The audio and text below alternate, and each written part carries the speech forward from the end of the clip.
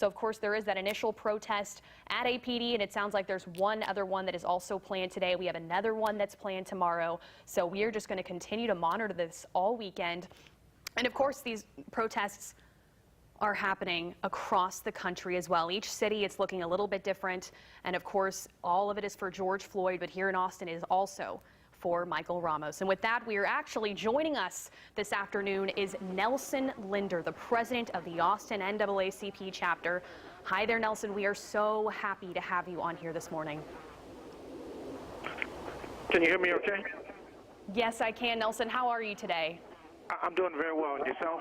I am great. I'm glad to hear you are doing well. And of course, you know, we are looking at this live video here of these protesters downtown. And Nelson, I just want to ask you, I know last night the initial protest outside of the APD headquarters was unplanned. There were some people throwing things at officers. I want to ask you today, what are your thoughts on the importance of keeping things peaceful downtown today? Well, listen, I think the idea of these protests is to show understanding and unity with protests across the country. But it's also important to understand that these protests must be peaceful and respectful, otherwise folks might get hurt. So I think it's great to have the emotion, solidarity, the energy, because that can lead to more changes, like, for example, constitutional changes in investigations. That's a good thing. But I think with this kind of situation, with all the emotions, we have to be very, very careful to make sure we stay true to the cause, which is an end result, make this effective in terms of changing this whole society and addressing police brutality. I mean, that's the goal overall. So I would encourage folks to protest, but be respectful, be careful, take care of each other. And remember, this is a long haul. This is a long process.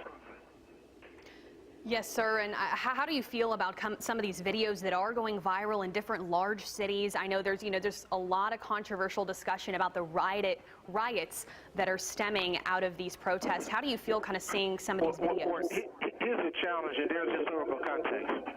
When people typically organize these protests, their goal is normally peaceful assembly. But when this is a public event, you're going to attract all kinds of people.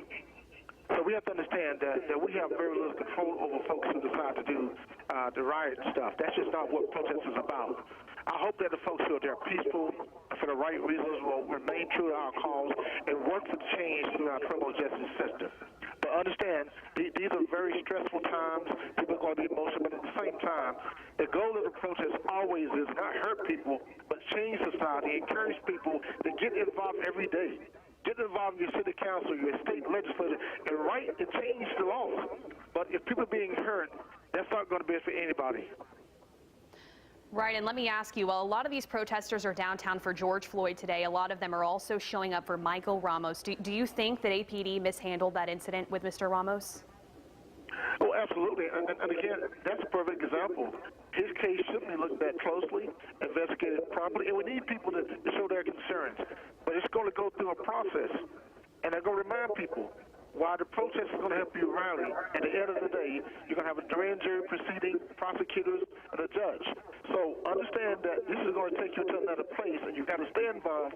But I'm going to say again, the idea of peaceful assembly and being concerned about your neighbors and your peers, not getting anybody hurt, is going to be very, very important, because if people are being hurt, that's not going to be a good thing overall, because these people are being hurt by brutality and misconduct. We don't want to do the same thing. Let's take the higher road here and make sure we work for life and preservation of lives ourselves. Right, and what about George Floyd? Do you think that these riots and protests will quiet down across the country once those other officers are charged? I think it will. I think it's going to. Eventually, protests always calm down. But I think it's very important for the prosecutors and the folks involved to make the right charges as soon as possible. I heard our police chief primarily say due process. Well, this is not a time for due methodical process. You've got to expedite things to show that you can address people's concerns in a very deliberate way. Right now, we need a meaningful conversation about what needs to be done. Don't give me some sort of bureaucratic paragraph. So we have to understand that these are very heated times. Listen, pay attention, but more importantly, address people's concerns in the right way. Right now, they want change, they want honesty, they want integrity, they want results. Absolutely, Nelson, and I'm so happy we have you here this morning. I know that you have a lot of experience here in Austin with this. Is there anything else that you really want our viewers to know today? that, look, in 1955, a young man named Emmett Till was hung in Mississippi. His mother showed his brutal body beating on national TV at the funeral. That changed the whole country. That led to the Civil Rights Act of 64 and the Voting Rights Act of 65. The question is, in the end result, where will these protests lead us to? Will they force us to build a better society? Will they treat meaningful legislations where people can address brutality? So it's not just a protest. Where would this take us? Hopefully it'll take us to a better place where the society is fair, it is just, and it treats all human beings the same. That's going to be our goal. So we have to be careful to make sure that we get to our destination, and our destination is not right now. This is a process, but vote, change the system, change the state, change the country. That's going to be the ultimate measurement of any protest.